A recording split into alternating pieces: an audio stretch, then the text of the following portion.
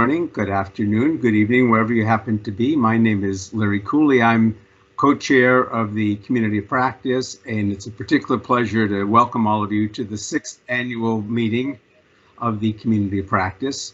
You'll hear a lot more about that in just a few minutes, but it's my pleasure, in fact, even my honor, to welcome you together with my colleague, Johannes Lin, who's going to be co-moderating today's session with me. About 900 of you are very familiar with the Community of Practice, but for those of you who aren't, let me just say a word or two by way of introduction. We're now, as I mentioned, about 900 strong, and for those of you who have been with us from the beginning, the stalwarts, we certainly welcome you back, but it's a very special welcome to those of you who are joining us for the first time. As you'll hear, this is a community of practice in the very truest sense of the word. It's only as good as its members, only as good as its volunteers. And we hope those of you who found your way in for this session will choose to continue as members of the community of practice. And we heartily invite you to do exactly that. I'm going to post for those of you who are interested a little bit of information on how to do that. I wonder, Natalie, if you could put that in the chat box for anyone who's interested. There are 3 pieces of information that are going to be appearing. One is the web address for the Community of Practice, which is www.scalingcommunityofpractice.com. The second is the email address if you want to reach out to us, which is scalingcop@msi-inc.com. And the third is the Twitter handle. If any of you are disposed to tweet about some of what you're going to be hearing today or elsewhere, we've been using this for a while now, and it's hashtag #ScalingCOP. It's a lively discussion, particularly on the website now, but also via the Twitter mechanism, and we hope people will really feel moved to use that. This community of practice, as again, some of you know very well, is really set up across disciplines, across sectors, and thematically to try to address issues that concern a lot of us around how to take interventions, scaling efforts that are declared or undeclared, projects, sometimes innovations, to scale. And it came together because some of us felt that we could learn a lot from each other, and indeed we have. The efforts to grow that practice and to grow all of us in the process have taken 6 years to get as far as they have, and we feel like we're just at the launch pad of a major inflection point, as I hope you'll hear in the next couple of weeks. Let me just say a couple of things by way of housekeeping, and then we'll introduce the session. First, just to let you know that the session is being recorded. That's both so you know it, but also so that you'll feel disposed to access it and share it if you think it's worthy. Secondly, that people will be muted, but we heartily encourage you to use the chat box. We'll try in our sessions to respond as actively as we can, but it also helps to define agenda items for us going forward. And third of all, that today's event is one of 12 in this year's Community of Practice annual meeting. We went virtual last year because of COVID. We're doing it again this year. And the structure of that, again, as you'll hear a bit more about, involves plenaries and work and sessions organized by each of the 9 working groups. Again, anyone is invited to join anything that they're disposed to join. Today's session is divided into 2 parts. In just a second, Johannes and I are going to present some background on the community of practice, and quite importantly, we think on the cross-cutting issues the community's chosen to engage over the last year. Then we're going to go into a substantive session, which will take the bulk of this morning, where we look in depth at one of those cross-cutting issues, namely the relationship between scaling and systems change.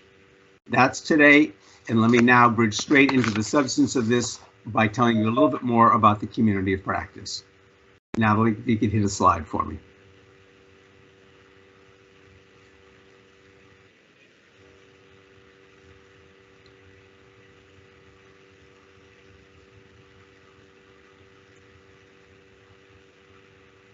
Natalie, if we could share the slide on origins, purpose, and trajectory.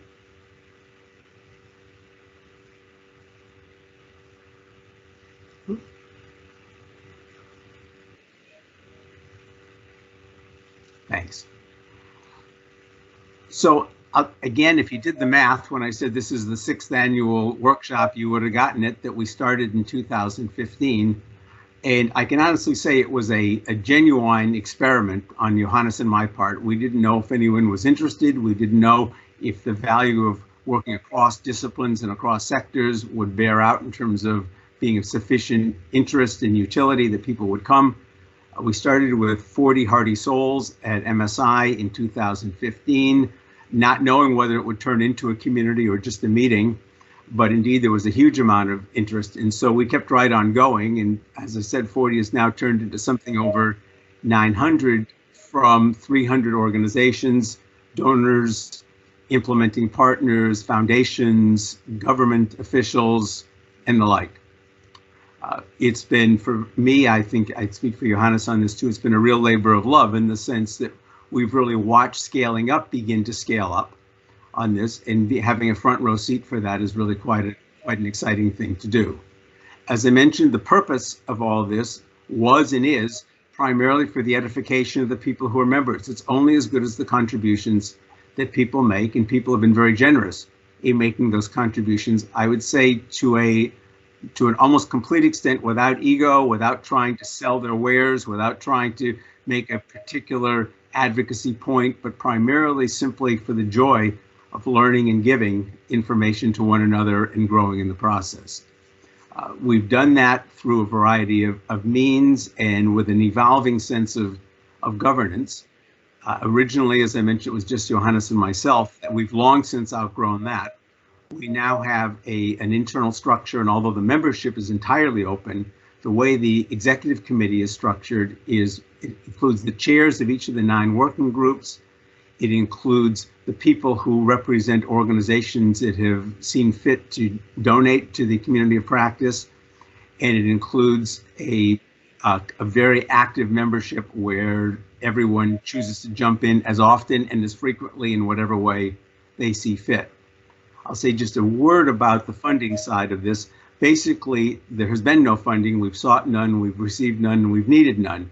But we've just about hit the limits of what we can do that way. And last round, several of your organizations were kind enough to join in something we called sustaining membership, which is basically a concept we borrowed from National Public Radio that said that some people who can, and some organizations that can, contribute to things simply for the good of the masses, in this case, the good of all of us. And so with great thanks, we acknowledge the support we've received from those organizations, and we encourage any of you who can help in that way to please do so.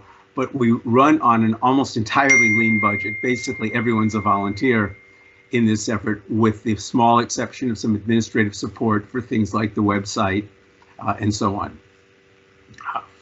We've had workshops for all these years. We have a quarterly newsletter that we've run for a long time. I think we're up through 21 now. Each one of the working groups has quarterly sessions, and the XCOM meets regularly on behalf of on behalf of the community as a whole. This year, and this is the subject of our annual meeting this year, we focused quite a lot, and for the first time, on trying to pick some themes and generate thought products, again, primarily for the benefit of the members, but in this case, also looking to an external audience as well, in hoping that we can help shape the discussion about scaling. We identified as a community several items that we pursued in some depth. Those are what we're going to be talking about in the plenary sessions during the course of the next couple of weeks, and we invite you to follow along with us. Johannes?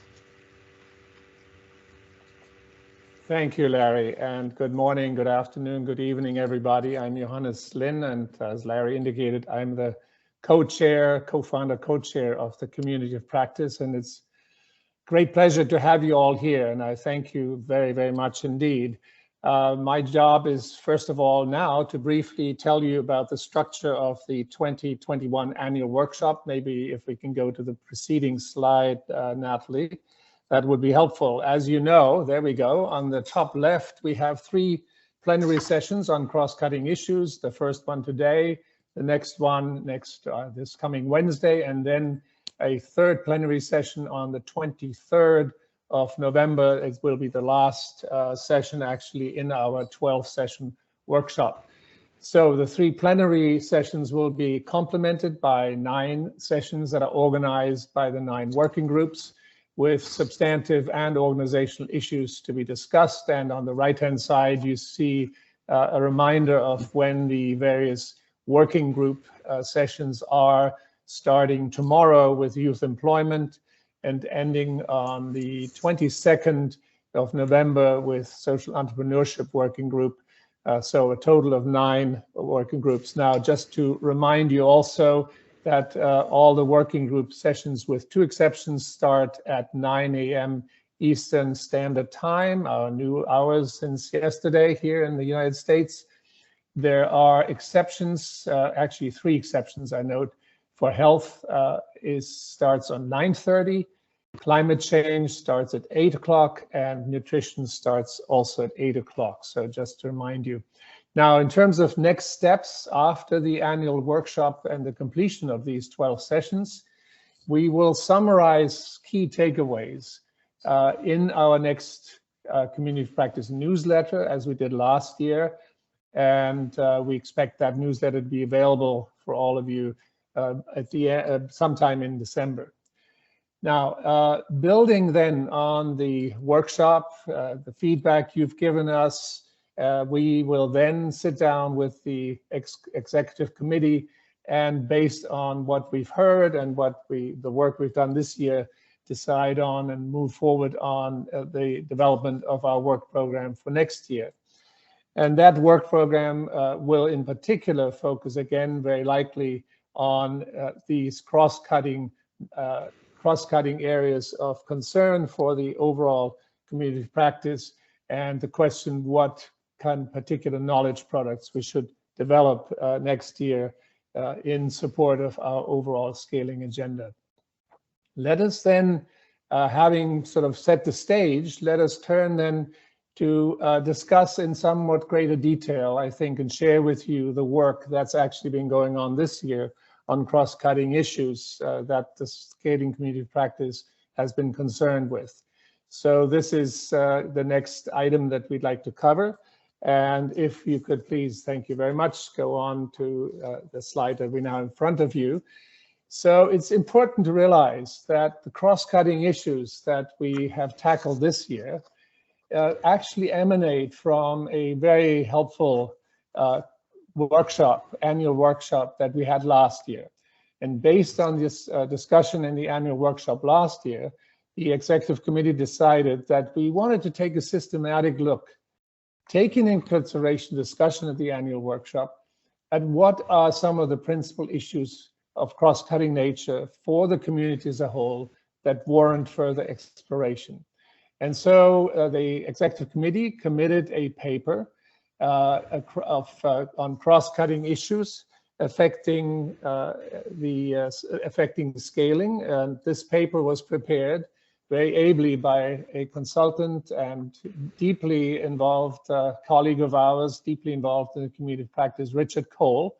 And Richard prepared an excellent paper that laid out 11 issues that he thought deserved attention by the community practice as cross-cutting and relevant. And on the right-hand side of your slide, if you check it out, you'll see these 11 issues listed.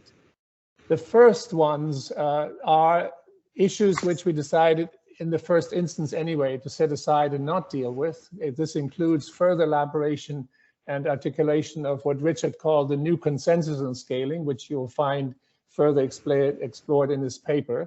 By the way, that paper is on the website of the community practice and is our first working paper as a community practice.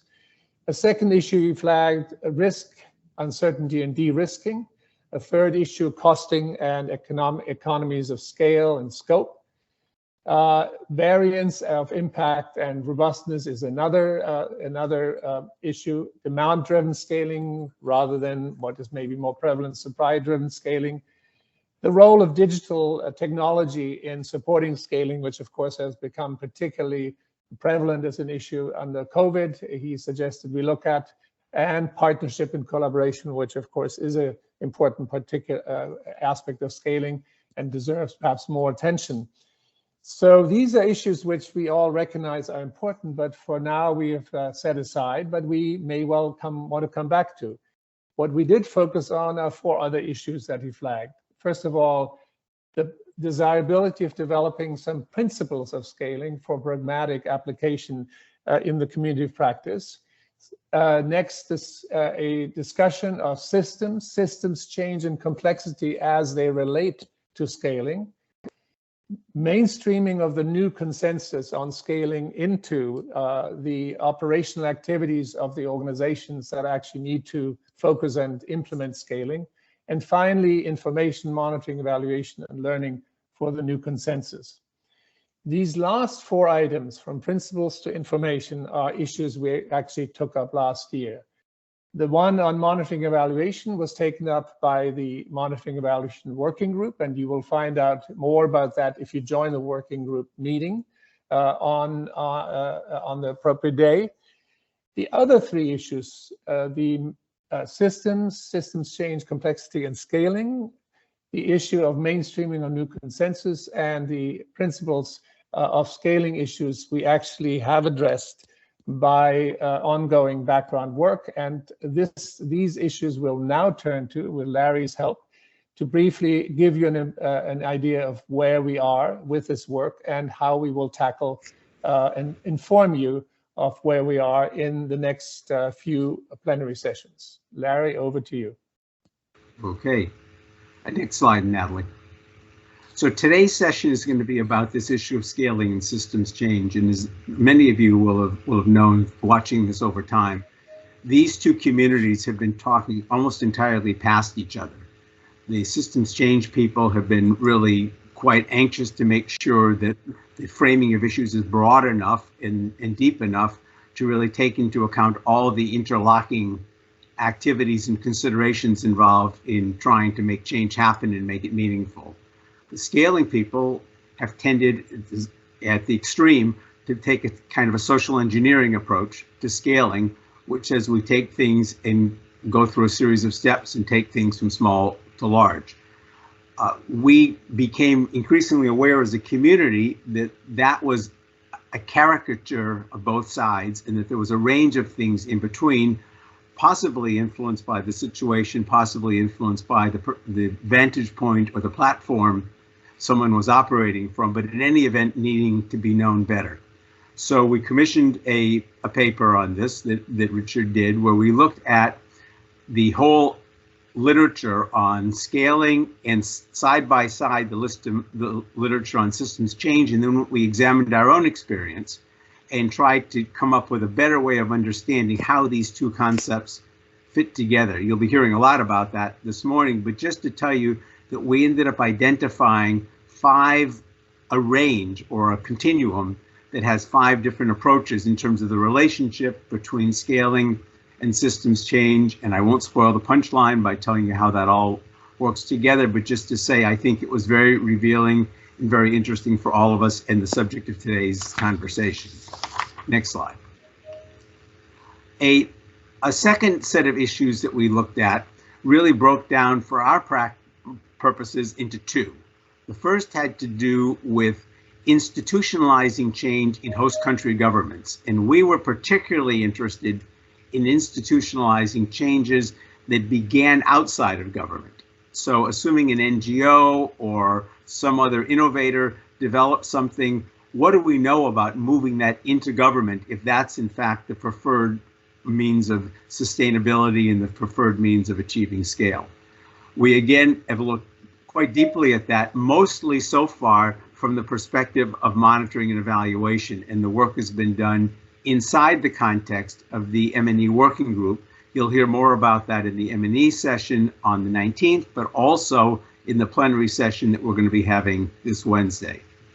Simultaneously, we've been concerned from the beginning with another issue, which is how does a focus on scaling get mainstreamed within donor organizations? Because to a considerable extent, what happens in development assistance is influenced by the perspectives of donors and the way they either distort or complement the scaling agenda. So we've just started the process of trying to look at how things do or don't get mainstreamed within donors. We're going to examine that issue in some earnestness along with the institutionalization issue, because we see them as, in some ways, two sides of the same coin on the plenary, Wednesday's plenary. It's also, by the way, going to be looked at by several of the working groups in their own sessions as it pertains to particular sectors. I mentioned the M&E working group, but the health and the education work groups are also going to be examining what institutionalization means from the perspective of their respective sectors at a deeper level of detail and at a finer level of articulation. Next. Finally, we've done a stream of work on scaling principles, and the notion there was that we've been talking rather loosely as a community about scaling for a while, and not only we, but now there's a large group of people external to this community of practice who toss around quite blithely the term scaling without necessarily much commonality about what they mean by scaling and what it includes and doesn't. So we again commissioned a review of all this work that you're going to be hearing about in plenary number 3. In this one, the paper pulls together a series of 8 principles and 20 lessons that we think can be generalized across different sorts of thinking orientations and different approaches to scaling. We lay these out in a paper. We're aspiring to have the XCOM, on behalf of the community of practice, try to come to a short list of these things that we feel particularly strongly about, and that we want to try to put out as a larger thought-influencing document for the community at large. That remains a work in progress. We've gotten as far now as the principles paper, which, like the other papers I've mentioned, is available on the website, and which will be the subject of our conversation in plenary number 3 on the 23rd. We're also hoping very much that some of you will be moved to begin contributing case studies and further exploration on this. Again, this kind of work is only as good as our ability to accumulate knowledge and insight on this. We're trying to set a table for this, but it's only going to be a feast if people really bring their wares to bear on this. So we're optimistic. We feel really good about the work we were able to do in 2020 and 2021 on this. It all flowed out of last year's workshop just like this, and we're no less optimistic that this year will yield not only stepping stones, but also a clear mandate for what we do going forward. Johannes? Thank you, Larry. And I have to say, I think all of us, Larry, myself, and the executive committee, and we hope you too, are very excited about this cross-cutting work, because I think it really is going to pull together across the various streams of working group activities some of sort of core ideas that we hope to find of usefulness to all of you. Now, let's go on to the next slide. Obviously, we need to hear from you about how you feel about this cross-cutting work. And we have, in essence, 3 questions on which we'd like to hear from you. First of all, have we identified the most important cross-cutting issues for exploration by the community practice? Are we missing any? And which ones should we focus on as a matter of priority?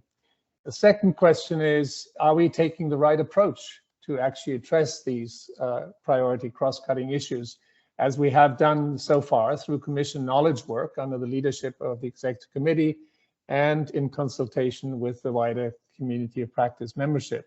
Is that the appropriate way to approach this? And finally, how do we organize, and importantly, how do we fund the knowledge work in the most effective way? Because commissioning serious knowledge work, unfortunately, or fortunately, I don't know, costs money, and has to be organized. And so any advice and any support you can offer in that regard would be very helpful. Now, we thought it would be best not to discuss these questions today, but actually wait until you've all had a chance, or as many of you had a chance as possible, to actually participate in the discussions on the specific cross-cutting issues which we have already worked on. So in the rest of today's meeting, Wednesday's meeting, and then on the 23rd. And then at the end of the meeting on the 23rd, we actually would like to spend a bit of time with you all, getting your feedback through survey instruments and through your comments, write-in comments in the chat box at the time. Please do let us know how you feel about this work, cross-cutting work, because you're both in terms of substance, but also in terms of process and in terms of how we carry it forward. So please, as you listen, as you participate in the next 2-3 weeks in the specific sessions, please give this some thought and come back to us. So if there are no specific issues that anybody wants to raise, I've tried to keep track here. There was one question which I want to answer right away, and this is the question on whether or not the slides will be made available. Yes, they will be made available. We can actually post them, I believe, on our website immediately after the session, each session. And in any case, they will also be made available through appropriate links in our newsletter in December. So yes, that is an answer that I think we can answer. Are there any other, Larry, I don't know whether you've had a chance to look at any other comments or questions we need to take no, up I don't right think away? anything, nothing that can't wait. Great, then let us then, having sort of given you a first overview of where we're coming from and broadly, very broadly, where we're going with this community of practice, and especially with this focus on cross-cutting work, let us then start taking a look at the first of these cross-cutting issues that we would like to share with you, the work that we've done, and focus now for the next hour or so, possibly a little longer if we run out of time, but we had set aside 1 hour in this meeting for this second segment of today's plenary session. Let's look at the topic of scaling and systems change. And as Larry has already indicated, Larry and I have indicated, this was one of the key issues that Richard Cole identified in his scoping paper of issues. And we, collectively thought it would be useful to see whether we can establish some kind of a bridge between the two approaches, the systems approach and systems change approach and the scaling approach, and see how they relate to each other. Are they complementary or are they competitive and maybe even contradictory? So Richard's paper that Larry already mentioned was prepared and a webinar was organized. We organized a webinar under the community practice auspices where we really got interesting contribution by panelists and also interesting feedback from members of the community practice. But we decided before we go on, we wanted today to have another opportunity to share with you what Richard's work has come up with, to have a panel discussion by members of the community of practice, and then input from you in a question and answer segment of today's event. So the agenda then for this next 60 minutes is that we'll have an introduction by Richard Cole, of his background paper, which he prepared, and he'll be using, I believe, some slides.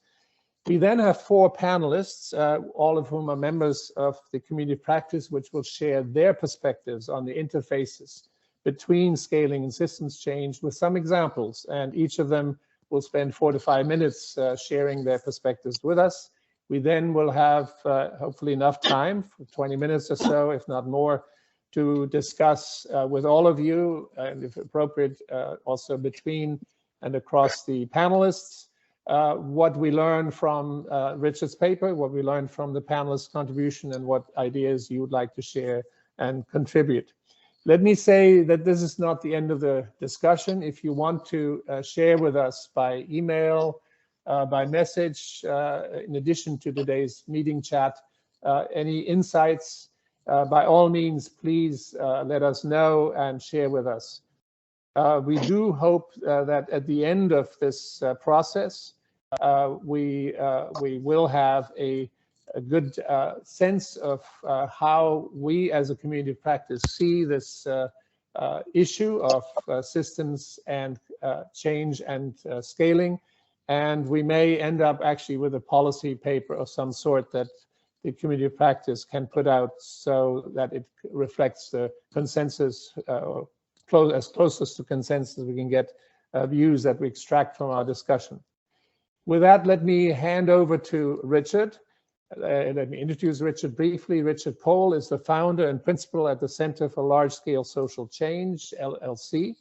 Richard has more than 15 years of working and scaling as a consultant, as an advisor, a researcher with a number of, actually quite a number of development organizations. So he is one of our most experienced thinkers and practitioners of scaling that we have in our group, and we're very happy that we've been able to get him to help us in this cross-cutting work with his really considerable intellectual input. And it's my pleasure to hand over to Richard. Richard, word is yours. Great, thank you so much, Johannes. Can everybody hear me? Johannes, can you give me a thumbs up? Yes, I can hear you. If you can put your camera down a bit so we see your whole face, Richard. That's good. Thank you. That's okay. Too much. All right, that'll do. All right, thank you. Thank you, everybody. Good morning, afternoon, evening, wherever you are. It's nice to be here. Natalie, can I have the next slide, please? Great. So today I'm going to just go over a few basic concepts. As Johannes and Larry mentioned, there's been a significant debate in the field about the pros and cons of scaling versus systems change and how they relate to each other. And in a few slides, I'm going to discuss how to think about or frame the differences and considerations between scaling and systems change, some of the criticisms of scaling from the systems change perspective, and vice versa. To start, there are basically, what they both have in common is that they're both trying to affect large-scale change. What the differences are is that they're coming at it from two different angles in two aspects. First of all, scaling, generally speaking, starts with an innovation and takes it to scale, whereas systems starts with the entire system. And the system change process could include innovations, but that's not the major focal point. It's one of many leverage points that a systems change approach could take. The second difference is where they start. One starts small and the other one with only that lever versus many levers. The three key differences are, in addition, is the amount of systems change and the type of systems change that they include. Often scaling does in fact include some amount of systems change. We've identified several different, or I've identified several different types or ways of systems change. One is, where does it work? Is it working only at the micro level with individuals versus, let's say, meso, which would be organizational, or macro at the entire system, issues of institutions or attitudes, policy enabling environment, entire value chains. The second is, how much breadth? Are we talking about just working on one system or multiple systems, such as both the policy or the public side and the private, in the case of maybe agriculture, health, market side? And the third is the amount of change. Are we just talking about minimal changes or transformational changes? What is the locus of change? Or again, are we primarily targeting retail or small individuals, organizational or macro? And finally, this type of systems change. Are we mostly doing things like organizational strengthening or capacity building, or are we working more on rules, power, relationships, and norms? And both of these tend to overlap. There's not a one-on-one relationship, but generally speaking, systems change often has a much stronger presumption of participation and inclusion, though that can occur in scaling, and obviously starts with systems analysis. What are the systems and how do they work? Can I have the next slide, please? If you look at, based on these differences, we identified 5 types of scaling and systems change, which basically all the scaling approaches have in common is that they start with an innovation and they go from there. And the systems change, as I said, it previously starts with systems change. Okay.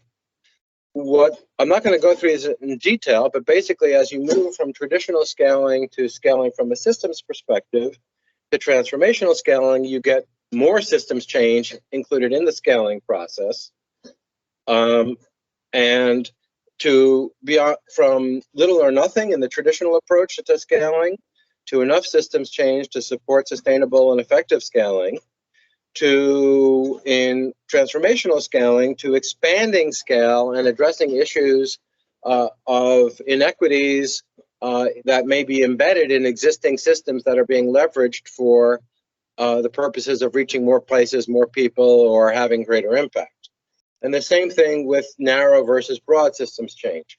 Narrow systems change tends to focus on things like capacity building and focuses mostly on organizational effectiveness, while broad systems change goes beyond that to include institutional issues and working more at the macro, or in addition at the macro level on policy enabling environments, etc. As you'll note to yourselves as you're listening to me, these are not narrow and exclusive. Even scaling from a systems perspective can include some work at the policy enabling environment. It's just, its focus, for example, is more on what is the minimum necessary to assure effective scaling, where systems change will go well beyond that and often has much broader goals in terms of impact to achieve something like optimal scale, which addresses issues of equity, issues of indirect consequences, of increasing the scale that could be that any individual system can achieve. Can I have the next slide, please? So both of these perspectives are critical of the other. Obviously, from a systems perspective, a systems change perspective, scaling, and traditional scaling in particular, tends not to be sustainable. It simply focuses too narrowly on getting people to adopt something, or maybe organizations to adopt something. It tends not to be sustainable because it doesn't embrace these systemic issues and often ignores issues of equity and unintended consequences. Scaling with a systems perspective does better than that, but it doesn't. It does address some of these systems constraints, but it doesn't expand the system to address other issues like complexity, and tends to lead to limited impact to whatever existing systems can deliver on. Systems change, from the systems change perspective, is much better because it allows for transformative change. It has greater depth, greater breadth, and focuses on institutions, relationships, and equity, and therefore has the capacity in a time of urgent issues like complex issues like climate change or gender issues to achieve much greater change at large scale. From the scaling perspective, systems change has other different problems. Basically, most scaling people, I think systems change is great. It's just too ambitious. That we already have enough difficulty trying to scale things and doing the minimum systems change to affect that successfully. But in the face of weak systems, very limited sometimes funding for scaling and time constraints, and working in low resource environments, systems change just tends to be too ambitious. It overemphasizes things like participation and particularly systems analysis, and you can get these situations where you have 6, 12, 18 months of participation, large-scale practices, large-scale multi-stakeholder efforts, and paralysis by analysis. And in the scaling view, the systems change just is not feasible. It takes too much time and effort and energy. And by contrast, in this view, once you start going to scale, especially as you start to achieve larger and larger levels of scale, you do embrace systems change because you're working at larger systemic levels. And so the right way in the scaling view to go about this is to scale in phases and sequentially, and eventually you do achieve systems change. The next slide, please. So to sum up, scaling and systems change to some extent can be seen as a continuum. If you start with scaling and an innovation, that can, with minimal systems change, and you start adding things, more and more systems change, eventually you're in the system change business and you're no longer really in the scaling business. Though when you really start with systems change, as I mentioned at the beginning, the innovation is only one of many leverage points or tools that you have. I would conclude that traditional scaling does pay inadequate attention to systems, and clearly more is needed. The interesting question here is how much more? How much more systems change is appropriate in a given situation? And should you even start with systems rather than starting with an innovation? And sometimes this is also called scaling impact. More systems change does clearly increase the likelihood of greater impact at scale, sustainability, and addressing questions of equity, indirect effects, complexity, but it does require usually extra time, effort, resources, etc. And so how much more is feasible? And I think, the conclusion here is that it depends. Maybe I'm revealing my background as an economist, but it depends on what your goals are. If your goals are very ambitious, and the context is complex, and you have the time and resources available, systems change is probably the right way to go. If you have more limited resources, limited goals, then maybe scaling or something in between. Last but not least, what you want, how you do this and how you approach this often depends on who you are, where you sit in the system. Innovators, for example, who come up with new innovations often have limited capacity and resources for systems change, whereas large donor institutions, maybe like the World Bank, can really affect systems change, or national governments. So where you sit and affects what you see, what you can do, and the resources and goals you have. So with that, I will pass it over to my colleagues, and thank you very much. Thank you, Richard. That was terrific and right on time. So really appreciate it. Excellent summary of what is a fascinating issues paper, or paper that you prepared that is also, by the way, on our website. Now, I note that we already have some comments in the chat box, which is great. Keep the comments coming. The ones I caught are including a question on scaling versus S-curve, a suggestion that spatial and time dimensions could usefully be considered. A question or comment that maybe the choice of systems change versus scaling depends on whether a system is broken or is working. And finally, there's a question or comment on how the private sector approaches this as compared to what is maybe predominantly public sector kind of situations that one faces in at least some of our development business. I'm flagging those comments for now. Let's put them in the waiting room, so to speak. We'll come back to them by having our panelists and Richard address those as best as possible. In the meantime, however, let's move on with our panelists, and I'm very happy to introduce them, all four of them in one go, and then turn to each of them. So the panelists are, I might say, pillars of the community of practice, because they are chairs or co-chairs of four of our working groups. And frankly, without these chairs and co-chairs, we would could not be functioning as a community practice. So I hope you all appreciate the extraordinary effort and contribution which the chairs and co-chairs are making to the community practice work. And let me introduce the four that you will hear from briefly now. So first we have Liz Vance, who is Program Director of Systems Change for Workforce Development at the International Youth Foundation. She is a co-chair of the Youth Employment Working Group and is very focused on scaling impact for youth in her organizations and in the community of practice and the working group. Secondly, we have Leonard Waltering, who is a scaling analyst catalyst at CIMMYT, which is the International Maize and Wheat Improvement Center in Mexico.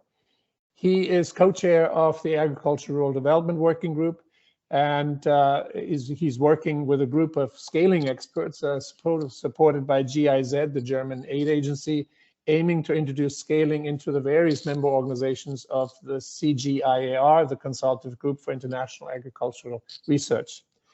Third, we have Jenny Perlman Robinson, who is a Senior Fellow for Global Economic and Development in the Center for Universal Education at the Brookings Institution, and is the co-chair of the Education Working Group and a long-term time leader of a major research program on scaling educational innovations at Brookings. And finally, last, absolutely not least, Laura Giron, who is president of Partners in Expanding Health Quality and Access and chair of the Health Working Group. Laura has more than 15 years of experience working on scaling and of innovative health interventions, and has been a key member of the ExpandNet team that's been working on scaling health interventions. Now, each of our four panelists, I will ask this question very briefly. What interfaces between scaling and systems change have you dealt with in your work, and what do you do about them, and what lessons do you carry away from your experience? So let me start with Liz. Liz, over to you. Hello, thank you. I'm going to share my screen. I have a few slides.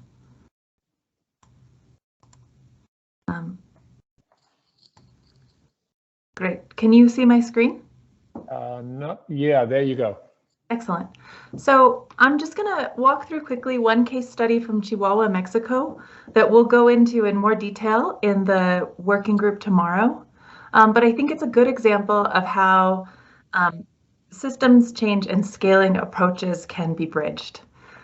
This, just briefly, is a diagram of the education to employment ecosystem in Chihuahua, Mexico for the aerospace cluster. And I want to highlight that this is the formal system, and it includes industry groups from an entire supply chain to a regional industry cluster, an industrial chamber, and a national association. And it has a bunch of education and training providers at different levels of education, state and national authorities. And what I'd like to highlight here is when IYF came to try and figure out how we could put more people from the right side onto the left side, we brought a modest investment. And we partnered with a local organization, which was a local foundation that actually has a larger budget than all the municipal budgets in the state put together, except for two. And we partnered with that regional industrial chamber, who is like the fiscal sponsor of their aerospace cluster. And one of the first things we did is we sort of looked at this flow of young people, and we realized that there is a higher demand, which is that sort of red line for skills that are being provided by the education and training sector. So the columns that you see are the numbers of young people that are graduating each year with relevant skills, and the intensity of color is how relevant the skills that they have are to the sector. And we ended up doing a lot of stuff in combination with the aerospace cluster and the education authorities in the state. We brought in $25 million of curriculum that had been developed with Boeing in Spokane, Washington, and turned those into 2 technical specialties that were offered in one of the education systems with a local training provider. We upgraded their advanced manufacturing curriculum and rolled out a project-based materials science curriculum for all high school students in every school in the state. And I'd like to sort of highlight how this worked. What eventually happened was, after we had demonstrated value to the local education, the local aerospace cluster, they were then excited to work with us on these larger scaled efforts to do this project-based materials science curriculum in all of the high schools across the state. But if we hadn't provided them those really relevant technical skills in the first instance, I don't think they would have been on board. I'm going to talk through just sort of how we see this system. You know, we see workplaces wanting to describe, they are able to describe demand and skills. And then TVET providers should be able to orient students to opportunities and align curriculum, which manage relevant and quality internships, which allow young people to develop relevant skills, in the hopes that they can translate them into employment so that workplaces can access qualified applicants. You need job placement training and tools, And when this all works together, you get a system that works on its own. But many of these areas are stumbling blocks, and to provide these blue areas of better services is something that IYF comes to do, both working at the workplace and the TVET provider level. And this can help make this system function. And I'd like to just sort of highlight here that the aerospace cluster has continued to work with the education authorities in the state and has developed a work training program at the university level. They have a statewide materials science curriculum now, and this had everything to do with sort of understanding how these different actors were lined up in terms of their support for the initiative. And when we started, I'd like to just highlight that there were very few champions. We had one education system on board, which was the smallest, but also the most autonomous. And we had two very interested industrial clusters. Well, we had one industrial cluster that was very interested, but not as powerful. And what we were able to do by providing immediate value was we were able to move people in their support. And by demonstrating this level of support, we were able to reach increased scale by bringing on more education systems, research and development centers, industry groups, and industrial trainers that continue to train instructors, as well as the entire supply chain. And what this has led to is when I think about a system, I think about flows of people, information, and resources. And I think what we have right now is we have a system where we have young people flowing to work in firms. We have information from firms and from the cluster changing the curriculum. We have local research and development firms that had previously only provided research and development to aerospace firms, now helping to train teachers. And we have, instead of a collection of actors, we now have a working system.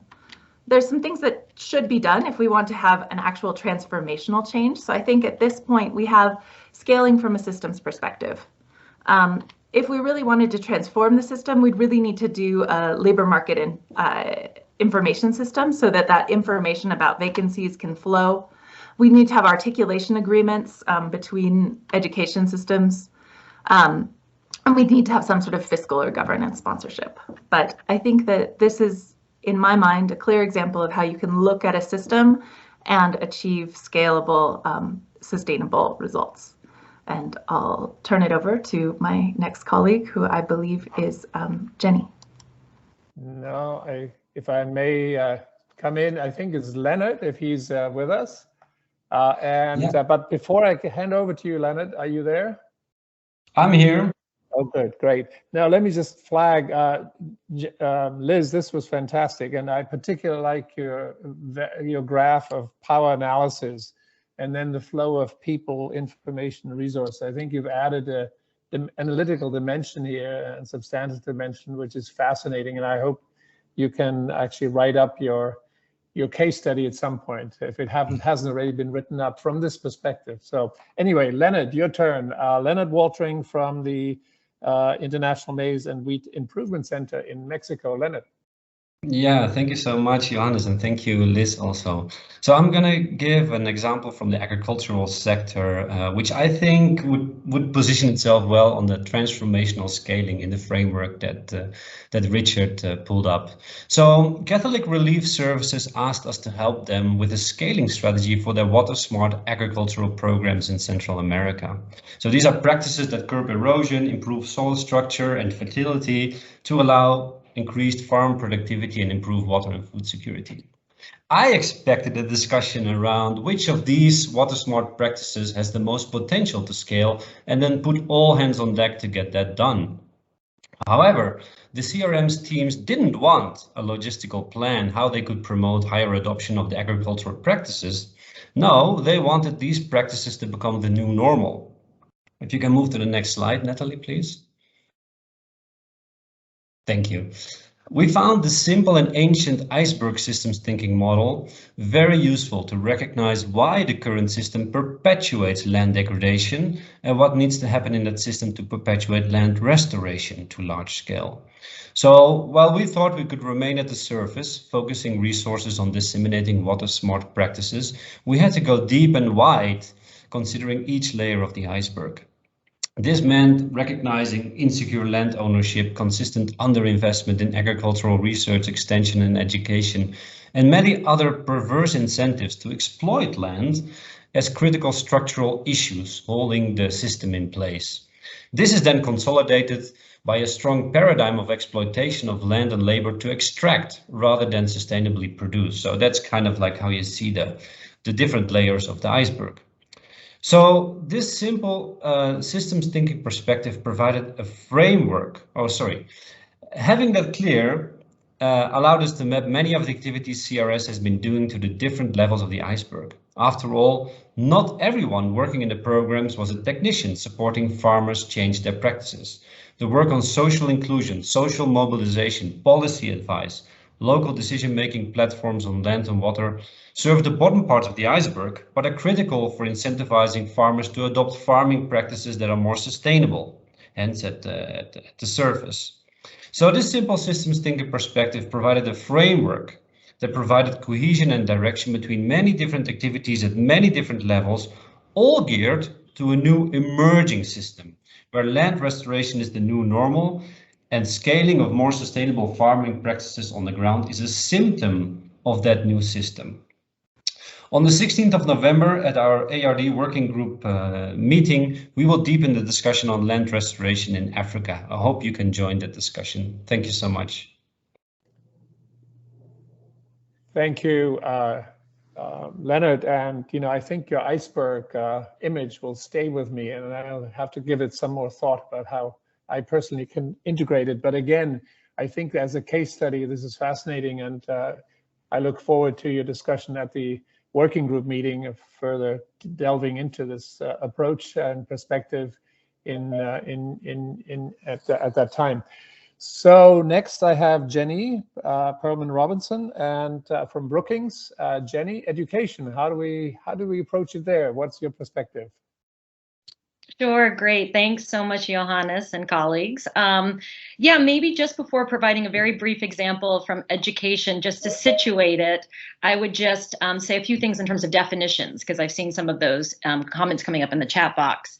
How we define scaling at the Center for Universal Education is about expanding and deepening impact, leading to a lasting improvement in people's lives.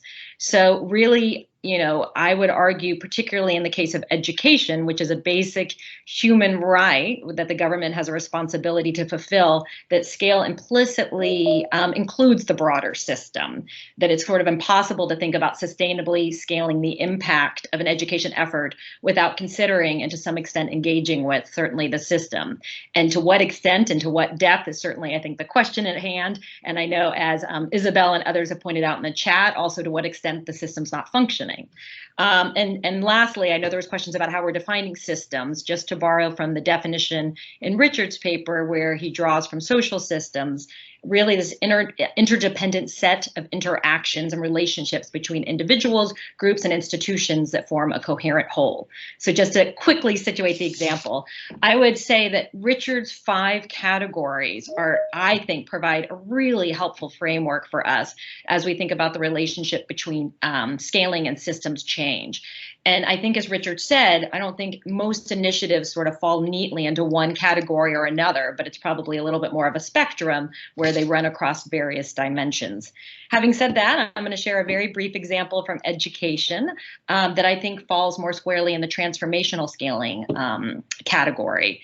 And this is drawn from a recent study we did at CUE in collaboration with CAMFED, where we had the privilege to accompany and learn alongside the scaling of their Learner Guide program in Tanzania.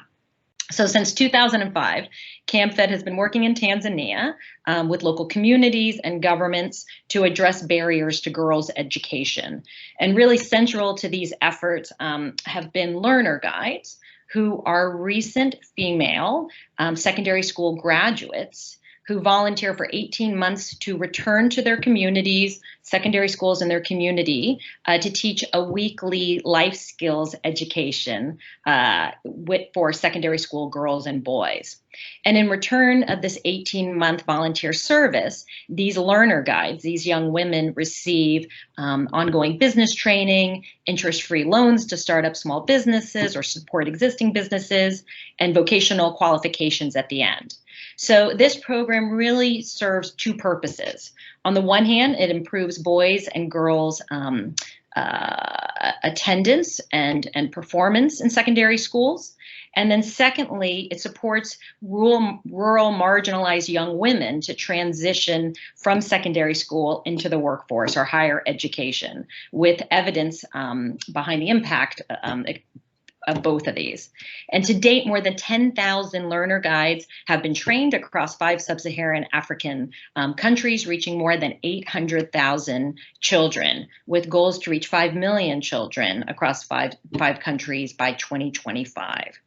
So what is the link between scale and systems change, and using Richard's framework in particular, and why I think this falls in the transformational scaling approach?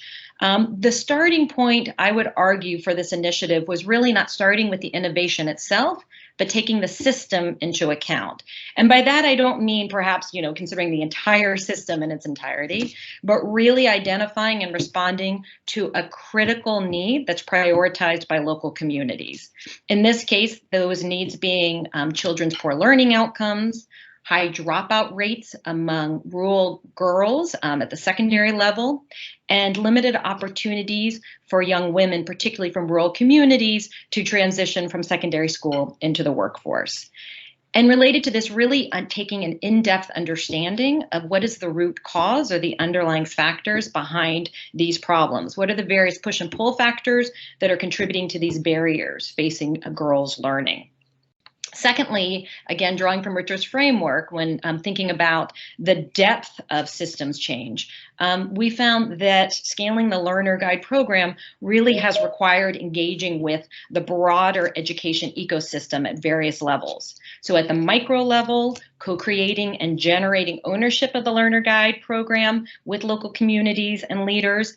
At that meso level, really engaging and working with those delivering education at the school level, with teachers, with heads of schools, with local education district officials, really engaging in all operations of this initiative, starting with identifying and selecting the learner guides themselves. And then certainly engaging at the macro level, working closely with the various government institutions. And this is an initiative that cuts across education, health, youth, education, workforce, community development, working across all these various government institutions and sectors to really align and embed the Learner Guide program into national policies and structures. And then that third dimension, in terms of breadth and amount of change, I think what we found is by engaging with the system, which was necessary to do in order to sustainably scale, the Learner Guide program in many ways serves to transform the very aspects of that system, giving rise to inequities and some of these challenges. So more specifically, these really ranged across the spectrum. From the one end, perhaps some more of the practical changes related to materials and standards, such as working to align the Learner Guide life skills materials with the national curriculum, to focusing on more structural reforms or policy changes, for example, informing the development of Tanzania's new youth volunteerism strategy, drawing from the experience of working with these young women, these young volunteers, to arguably on the other end of the spectrum, the most challenging aspect, one could say, of thinking about systems change, which are those more cultural changes or changes in power dynamics. So including shifts in public mindsets and beliefs and social norms, such as learner guides themselves becoming more empowered, these young women from these marginalized communities, receiving more respect and social standing in their communities, having served as mentors and leaders in schools. And I think to various extents, this is happening across all levels and at different depths to various degrees. So just very quickly, just to conclude, I think all of this, and certainly what we've learned from this particular experience, but from many others we've been learning alongside of education initiatives in the process of scaling, this notion of transformational scaling certainly doesn't come without its challenges. And just to very quickly name 3, which I know we'll have the opportunity to discuss at greater length throughout the next 2 weeks as part of this annual workshop. The first is initiatives that are multi-sectoral in nature, such as a Learner Guide program, requires working across sectors and institutions, which can be challenging when there might not be an existing or functioning governance or coordination structure to do so. I'd say secondly, measuring the depth and breadth of this type of systems change we're talking about is challenging, that certainly measuring reach or impact is more straightforward, but these more intangible components of systems change, such as institutionalization, strengthened capacity, new partnerships, that's certainly much more challenging to measure in many ways. And thirdly, just to say the structure of financing. Oftentimes, as we talk about this long-term nature of systems change, certainly doesn't always align with the funding streams that are available, whether it's budget cycles or shorter-term project-based external financing. Those don't always align with this notion of transformational scaling. So with that, I will turn it back over to you, Johannes. That, I think, gave us a good example of a relatively complex process of scaling with complex systems change. So thanks a lot. I guess my question would be, are there obvious shortcuts one could use as a practitioner in the front lines to simplify some of these complexities and get good answers without having to engage in huge analytical exercises anyway, but maybe we can come back to that at some point. I note also, by the way, that we have very interesting discussions going on in the chat room, and we'll come back to that after the next comment from Laura Giron. Laura, on the health sector, what have you come across by way of systems change and scaling, and what are your takeaways? Please, Laura. Great. Thank you, Johannes, and everybody. So from the health perspective, oftentimes governments and non-governmental organizations want to scale a particular health intervention within the health system, and sometimes they're considering all the influences, actors, obstacles in that system, and sometimes they don't. And the fact is that those obstacles can create very real and sometimes impossible barriers to successful scale up. And in my experience, the majority of public health interventions undertake scaling from a systems perspective, as Richard has defined it, and some do it well and some do it thoroughly and others inadequately. But what is really strikingly clear, especially from a current example like the scale up of COVID vaccine in the US, is that there are many forces outside of any health system that will influence the scaling up process, like policies and politics, people's needs and rights, economics, and so much more. And so I wanted to share an older example today for its very striking lessons about the relationship among scaling and systems. The illustration I'm going to give you highlights tensions and trade-offs when a country, organization, or project takes a more single-minded focus on scaling a specific technology or intervention within a larger system, which in fact may not be compatible to what's being scaled. So the case experience goes back to an effort back in the mid-90s to introduce the injectable contraceptive Depo-Provera into the Vietnamese family planning program. So for ExpandNet, this case, which is discussed in our 2007 book, published by WHO, taught us a really critical principle in determining in determinants of successful scale-up. And this is the point, it's that it's essential to understand that the amount of change required in the larger system, in this case the health system, to successfully implement an intervention package has a critical bearing on how fast scale-up can reasonably be expected to proceed. And that this in turn relates highly to the technical, human, and financial resources that need to be available to support the scaling up process. In other words, if we're seeking to scale up rapidly something that's new and very different from the current practices, norms, values, and the operational realities of the health system, then we're going to face a bigger task requiring more labor and resource-intensive work. And we often have to calibrate our expectations about how quickly we can proceed to ensure scaling up success.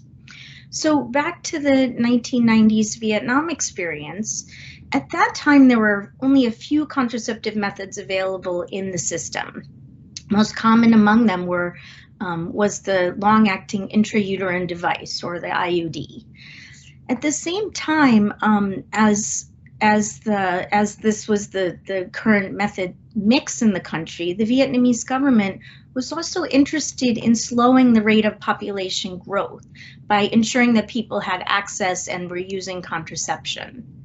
So this emphasis in the family planning program was incentivizing, there were explicit efforts to incentivize widespread contraceptive use, especially provider-controlled and long-acting methods like the IUD, and less so on ensuring quality in service delivery, which for family planning would include good counseling, informed choice, client follow-up, and more.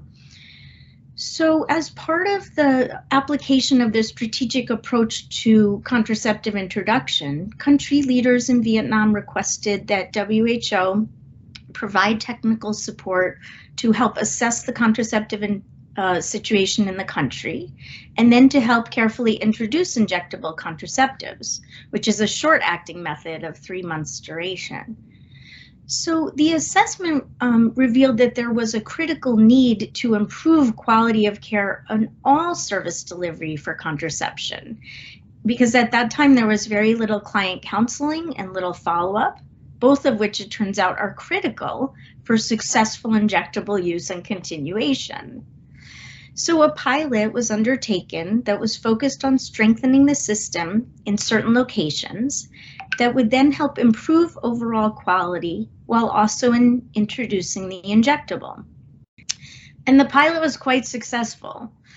However, when the Ministry of Health turned from the pilot to wanting to rapidly scale up access to injectables and service provision of injectables, many of those quality improvements that had been part of the pilot were dropped. And as you could perhaps guess, they found that the pilot results were not maintained. Why? Well, because at that stage, quality of care, as I had said, was not a priority in the system, and there were existing financial incentives that encourage providers to help family planning users choose long-acting and permanent methods like the IUD. So these aren't easy aspects of a system to change, but happily when the government saw that things weren't working well during the scaling up process, they went back to the drawing board and changed the strategy to better carry along those system strengthening aspects and the quality of care improvements that had made the pilot successful in the first place. So although it's an older example, it points to how scale up is both influenced by the larger system and needs to affect the larger system. In Vietnam, the injectable contraceptive never did seem to take off. I looked up where we are as of 2019 in Vietnam with injectables as a portion of the contraceptive method mix there, and they currently only account for 1%, whereas in nearby Thailand and Laos, the number's over 8%. So you could probably substitute many different health interventions for this example, although this one is extreme because of the incentives that were in place for the long-acting methods. But the situation back then has definitely seemed to have a lasting legacy, because IUDs still account for 27% of methods used, compared to nearby Thailand, which is only 1% now. So I hope this is an illustrative example that kind of shines a light on how systems and scaling interact in any particular scaling initiative. So I'm looking forward to the discussion and to catching up on the chat, and thank you, Johannes, and everyone. Great. Thanks very much, Laura, for this case from Vietnam. Again, very, very interesting and complementing the three other sort of sectoral perspectives cases that we've heard about. I think that the point you made at the outset, that you face almost inevitably certain tensions and trade-offs in how you address systemic constraints in a scaling up effort, especially if they're multiple and politically sensitive and so on, are very well taken. I have looked at, as I know Richard has, at the comments which have already received in the chat room, and I thank everybody who's contributed very much, because they've been really fascinating comments in addition to the ones I mentioned immediately after Richard's intervention. There's been questions about how to define system, what's the role of social movements in systems change as well as scaling. Systems are moving targets, so how do we deal with moving targets in a practical context? There was a general question, I'm not sure I quite got it, but about whether or not typologies are actually useful. I think that's a question to be put to the test, perhaps, as we work more with Richard's typology. The issue of ownership, that is really important to have participation in decision making, and I take this whether or not you're changing systems or you're scaling. And finally, a focus on outcome, and I would add me being clear of what's the problem that we're trying to address and the outcome we're trying to achieve before we think about, or as we think about climate, as we think about systems change and or scaling. That is, I think, is all very interesting comments. Richard already responded to some of them in the chat, and those of you who are interested in any particular topics can go back to those. Richard, let me turn it over to you for a few minutes, maybe sort of 4 or 5 minutes, if you want to take some of those specific comments you've received and respond to them, but also if you have any takeaways from the 4 cases and the sectoral perspectives that our colleagues have contributed through their interventions. What do you take away from those, and how might it influence the way you perceive this issue of scaling and systems change at this point? Given time constraints, let me just flag if there are any issues that you'd like to add in the audience wants to add in the meeting chat, please do, because we have about 10 more minutes now in our timeline. And at the very end, I want to give Larry Cooley a 2 or 3 minute window to actually share with us his takeaways. So Richard, to you first. Thank you, Johannes, and thanks to all my colleagues, Leonard and Jenny and Laura and Elizabeth. I think the big takeaway I have from all the cases, sorry, I didn't realize where my camera was, is that transformative scaling, or scaling with a very substantial focus on systems change, is actually quite possible and feasible, because I think, well, to some extent at least, but particularly the cases that Jenny and Elizabeth and Leonard to a lesser extent mentioned, all do involve very substantial looking at the issues of systems change.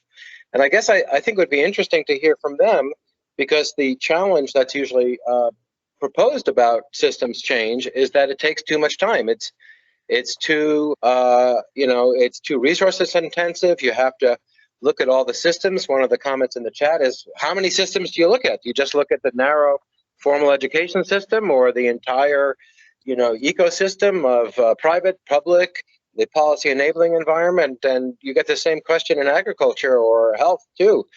Just the local hospitals, or the delivery system, or the larger ones. So I think it would be helpful, if I may, Johannes, to ask our case study commentators to say, well, what made the extent that you were able to take on systems change in a scaling effort feasible?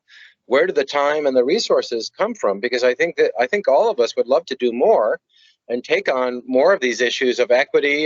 That was another issue that came up in the chat. I think Simon Winter mentioned it, and I commented on this, that one of the problems of scaling is that it tends to reinforce existing inequities, because and this makes sense, you try to leverage existing delivery systems at different production systems.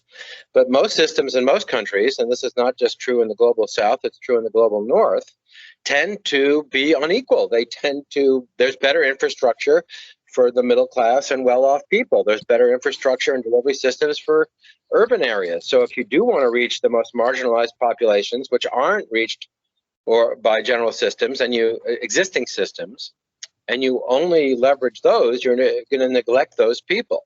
So this is a critical area, I think. And similarly, we're recognizing, whether it's in agriculture or health or wherever, that most of issues are characterized by complexity, and single sort of silver bullet innovation scaling tends not to take on these critical issues of complexity.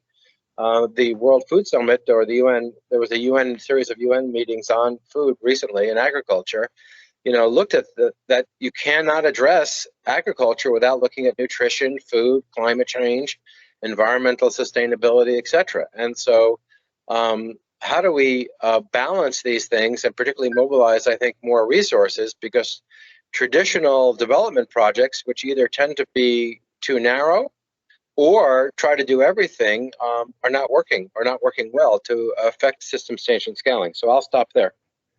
Thanks, Richard. It's related, your question back to the panelists, I think is a good one. Relates a bit to my intervention earlier. So, are there shortcuts? Can one focus? I quickly identify which are the important systems constraints and then hone in on those. Are there tools that the simpler the better, that one can apply? So let me maybe go in the reverse order and give each of you 2 minutes, given time constraints. We may have to go over a few minutes, but I think we're really now into the core of the issues perhaps here. So let's see, Laura, do you want to briefly answer to give your response to Richard? Sure.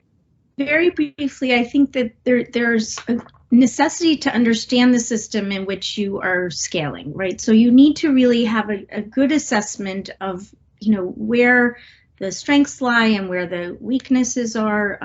Some systems, like in Vietnam, it's a very centralized system, and so one can exert pressure on it, by working with a central focus with the Central Ministry of Health in this case. Others are, in Brazil, for example, very decentralized. So you need to work in a very different way in those systems. But someone highlighted that systems are a moving target. They're constantly in flux, and that's an argument for really continually paying attention and not just doing that assessment at the outset.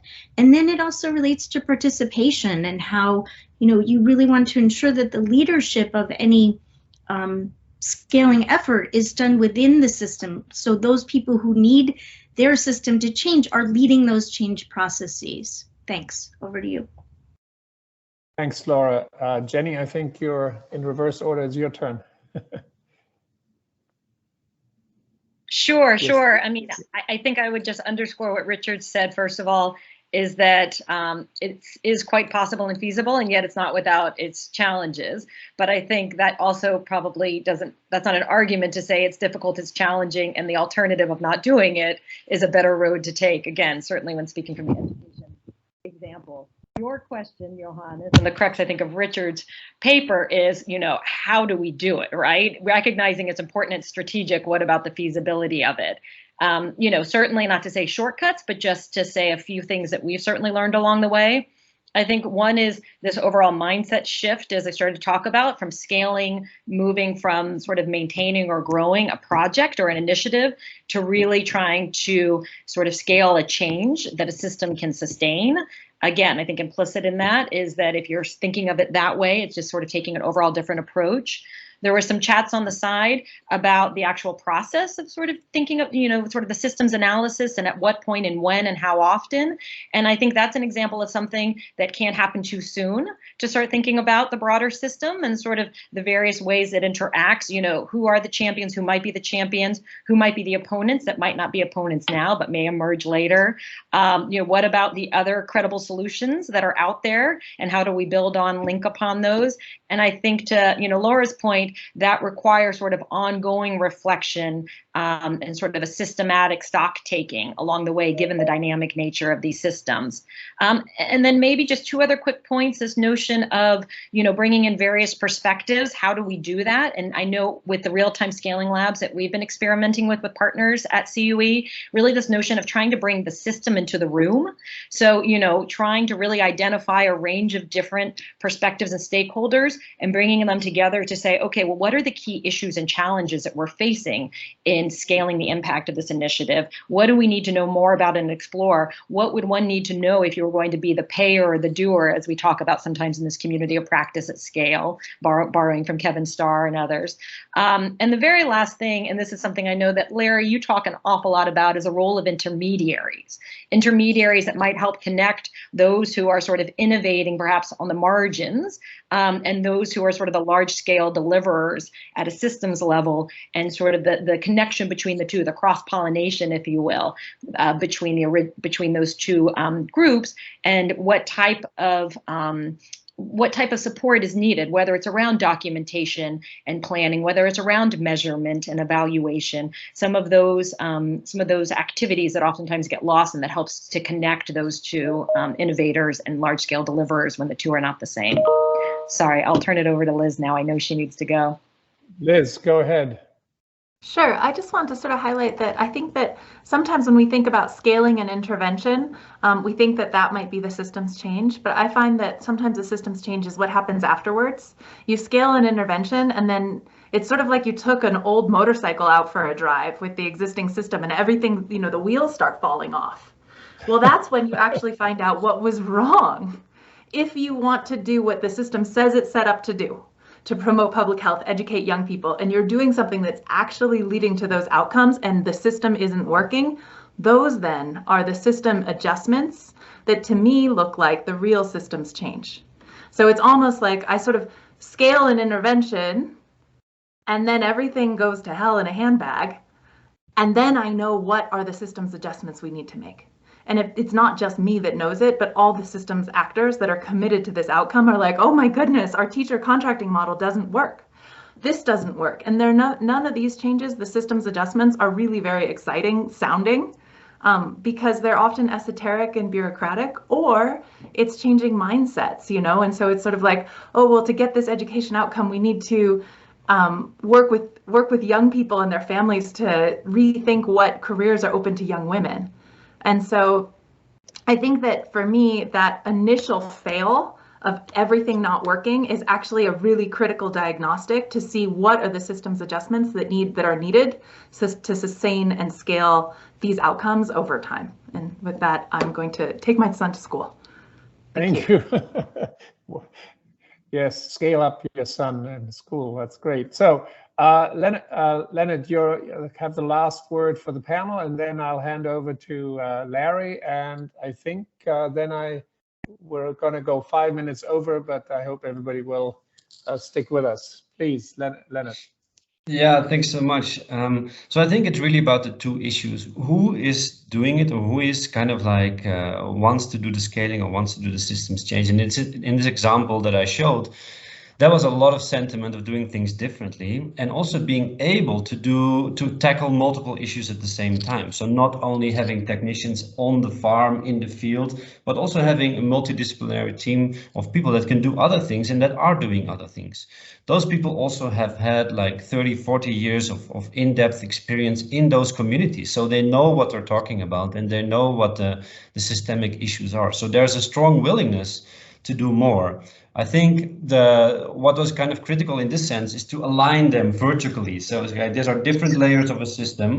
We will not tackle the whole system. We will not tackle the entire of Central America. No, we're going to look at pockets where we have knowledge about, where we have where we know what's going on, where we know what we can do, and where we have expertise, and tackle those. And so expand that system work vertically, I would say, and then align them. So that's important, so that not the gender work, for example, is detached from the work on the ground or other way around. So it's about who can do it, And how do you align and how do you recognize the different systemic elements and act upon those that you can act, and then grow the pie as you go. But I think it's overwhelming to look at the entire system, because you will never be able to do it, and it's changing every day. Thanks. Thank you, Leonard.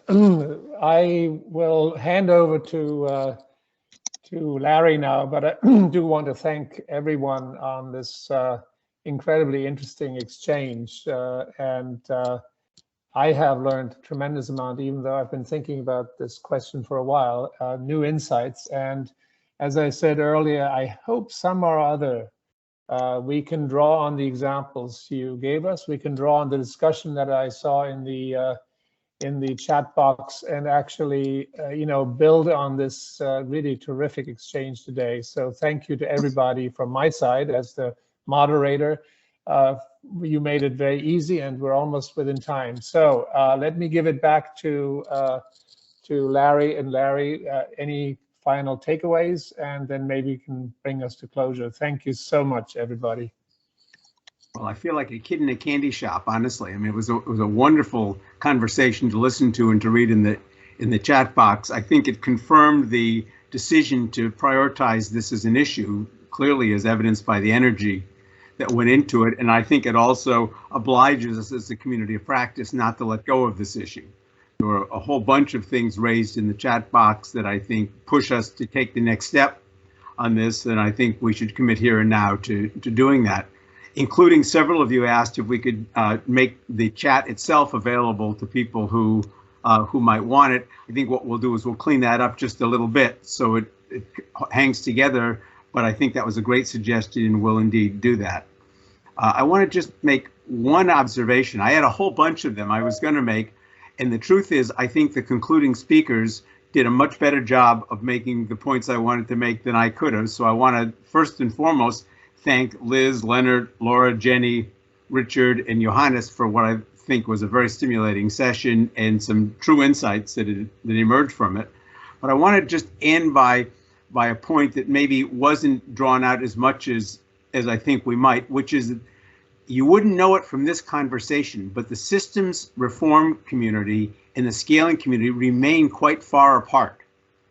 We did one session that several of you were at, where we juxtaposed the two, and honestly, it was a feeling like I'm from Mars and you're from Venus. It was two completely contrasting views. So I think the conversation we're having about how to bring the two together is not only important, but very much in absence in a lot of the discussion that I'm seeing. So I see it not only as a place where we as a community of practice can make a contribution, but a place where a contribution is indeed needed if we're going to move together in what seems to be the obvious way, which is that scaling needs systems, and systems analysis devoid of practical grounding are likely to go on in analytical do loops forever and not quite make their way to the changes that we all aspire to. So I want to thank everyone for their contribution to this, and I want to invite you to continue in that conversation. You'll hear parts of it in the sessions that various working groups are having during the next couple of weeks. You'll hear another slice of this, the institutionalization and mainstreaming slice, at the plenary on Wednesday. And we're going to come back to this broader notion of cross-cutting issues on the 23rd at the end of this whole cycle. We hope you'll stick with us, and thank you for being with us today. See you all soon. Bye-bye, everyone, and thanks again to the panelists and to Johannes. Thank you, Larry, and goodbye.